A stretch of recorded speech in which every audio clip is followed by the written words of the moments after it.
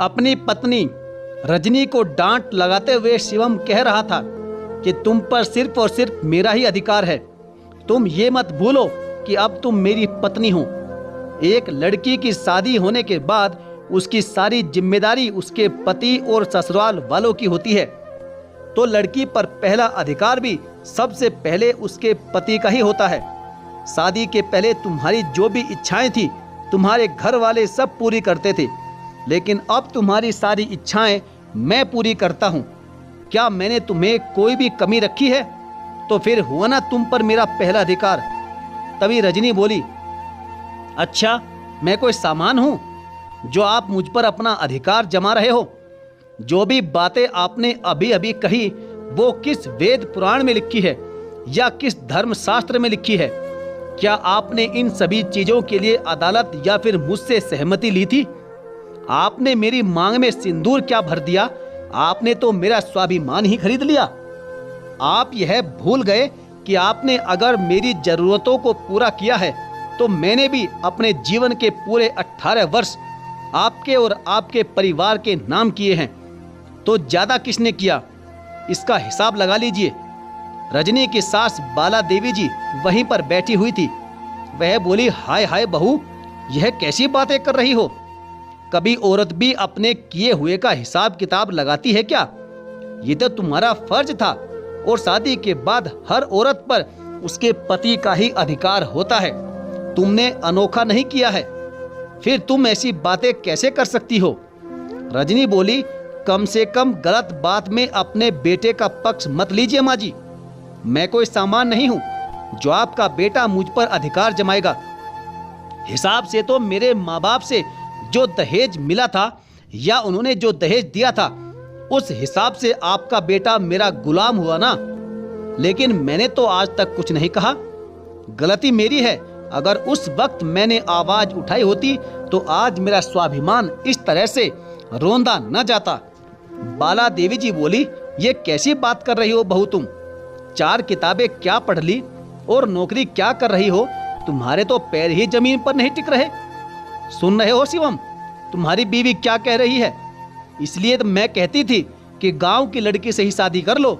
इसके तो सपने ही इतने बड़े हैं कि कहां से इससे समझौता करेंगे। रजनी बोली, भूल जाइए, आजकल गांव की लड़कियां कोई गंवार नहीं रही, बल्कि वे शिक्षित हो चुकी हैं। अपना अच्छा बुरा सब समझती हैं।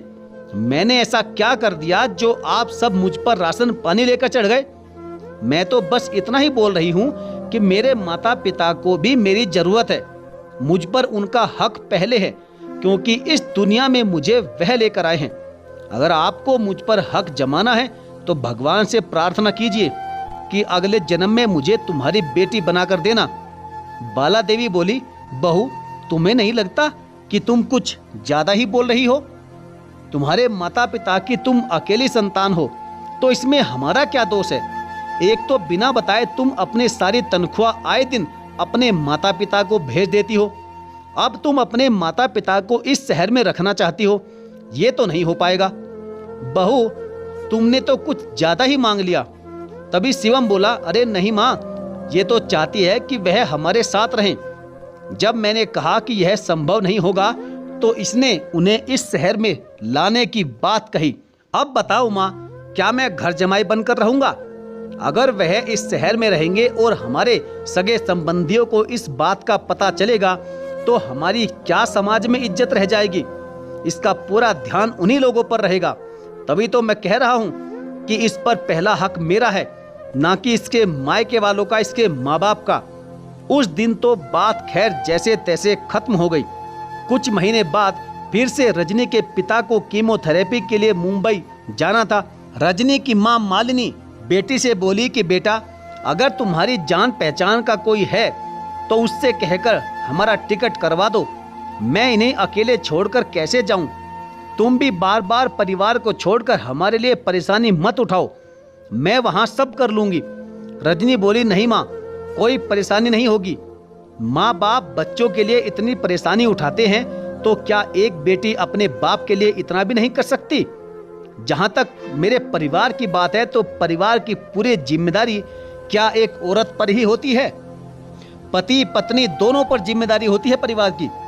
क्या होगा अगर कुछ रोज के लिए ये बच्चों को संभाल लेंगे? तो आप चिंता मत कीजिए, मैं टिकट करवाकर और छुट्टी लेकर आती हूँ। रजनी और उसकी माँ की बात रजनी की सास बाला देवी ने सुन ली। उनसे जरा सा भी सब्र नहीं हुआ और उन्होंने दफ्तर फोन करके शिवम को तुरंत सारी बात बता दी। जब शिवम घर आया तो रजनी ने रोज की तरह उसकी पसंद का खाना बनाया था।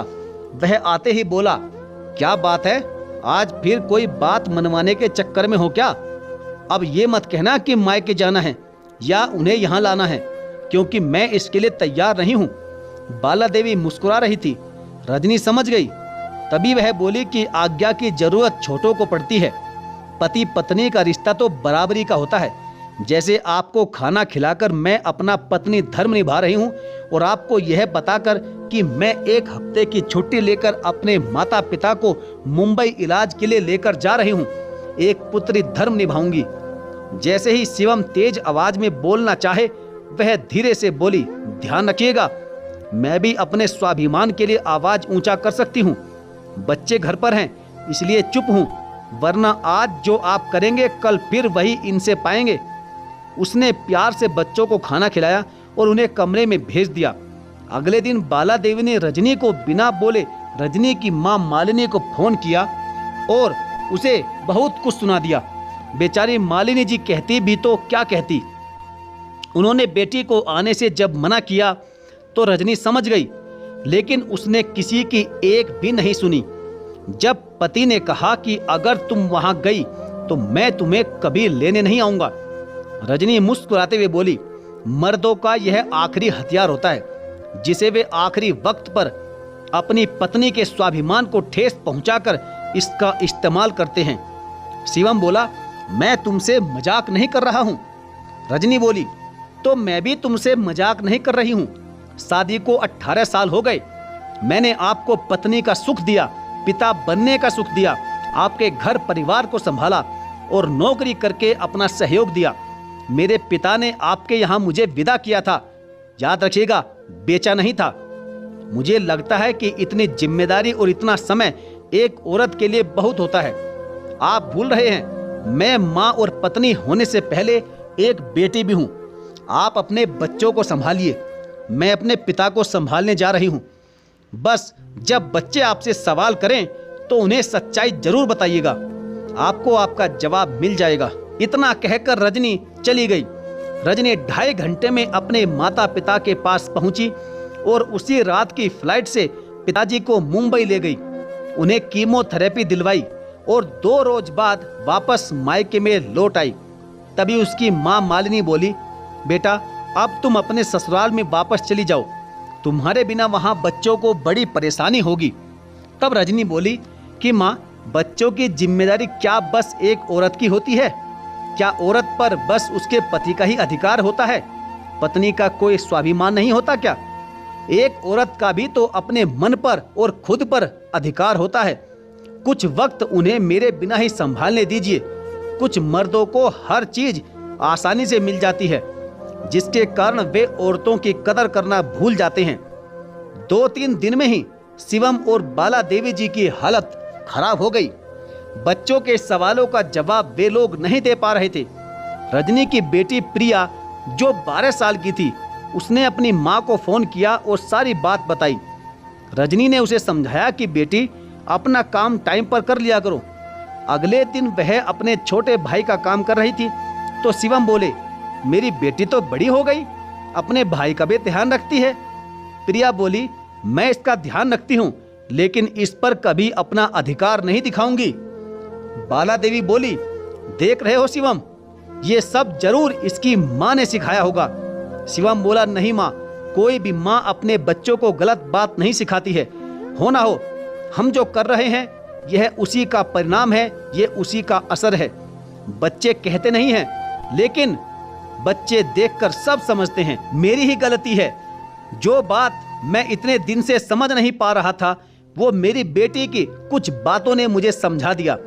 आप सोचिए माँ, कल को अगर रजनी के पिता की जगह मैं रहा तो मुझे कैसा लगेगा। शिवम ने अपने एक दोस्त को उसी शहर में सास ससुर के लिए घर ढूंढने को कहा और शाम को रजनी को फोन करके बोला, मैं नाराज क्या हुआ, तुम तो मुझे भूल ही गई। 18 साल का साथ क्या इतना कमजोर होता है कि साथी अगर भटक जाए तो क्या अगला उसे भूल जाता है? रजनी बोली, मैंने तो खुद पर और अपनी हर खुशी पर आपको पूरा अधिकार दिया था, लेकिन आपने खुशी और अधिकार को चुना और जिम्मेदारी और मेरे स्वाभिमान को भूल गए। जरूर आज बच्चों ने आपसे कुछ ऐसा कहा होगा कि जिसके कारण आपको एहसास हुआ। काश कि आप मेरी जगह रहकर देखते, तब आपको परिस्थितियां समझ में आती। शिवम को अपनी गलती का एहसास हो चुका था। उसकी मां बाला देवी को थोड़ा वक्त लगा। खैर आखिरकार उन्हें भी मानना ही पड़ा। शिवम बड़े आदर के साथ रजनी को वापस लेकर आया और कुछ महीनों के बाद उसके साथ जाकर एक घर उसके माँ बाप के लिए लिया और वक्त रहते उन्हें शिफ्ट कर दिया ताकि रजनी परिवार और माता पिता दोनों को संभाल सके। तो साथियों, यह थी आज की हमारी कहानी। आपको यह कहानी कैसी लगी आप हमें कमेंट करके अपनी राय जरूर बताइएगा।